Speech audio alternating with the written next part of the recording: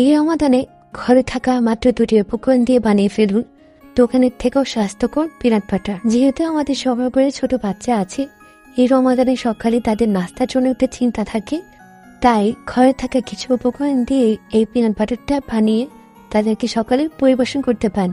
অবশ্যই বাচ্চারা পছন্দ করবে। তাছাড়া আমরা বড় হোক ছোট সবার স্বাস্থ্য কথা চিন্তা করে বাইরের খাবার অ্যাভয়েড করতে চেষ্টা করি। যদি বাহিরের জিনিসই ঘরে বানিয়ে খাওয়া যায় তাহলে তো খুব ভালো।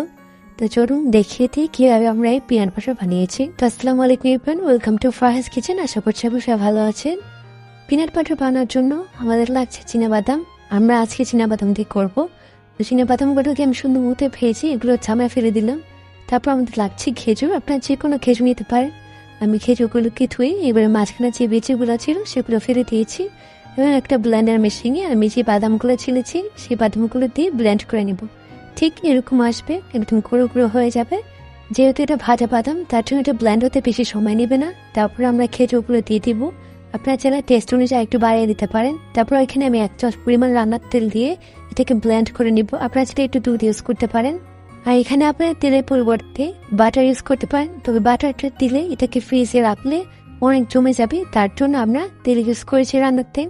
এবং আপনারা যদি চান তাহলে এটাকে আরেকটু মিহিন করতে পারেন। এখানে বাদামটা আমি একটু আধ ভাঙে রেখেছি যাতে খেতে মজা লাগে। চীনাবাদামে আছে প্রোটিন, স্বাস্থ্যকর ফ্যাট, ফাইবার, ভিটামিন এবং খনিজ সমৃদ্ধ একটি অত্যন্ত পুষ্টিকর খাবার। খেজুর পুষ্টিগুণে ভরপুর একটি স্বাস্থ্যকর খাবার। তো বাসায় থাকা এই 2টি উপকরণ দিয়ে খুব সহজে খুব অল্প সময়ে বানিয়ে ফেলেন এমন মজাদার পিনাট বাটার।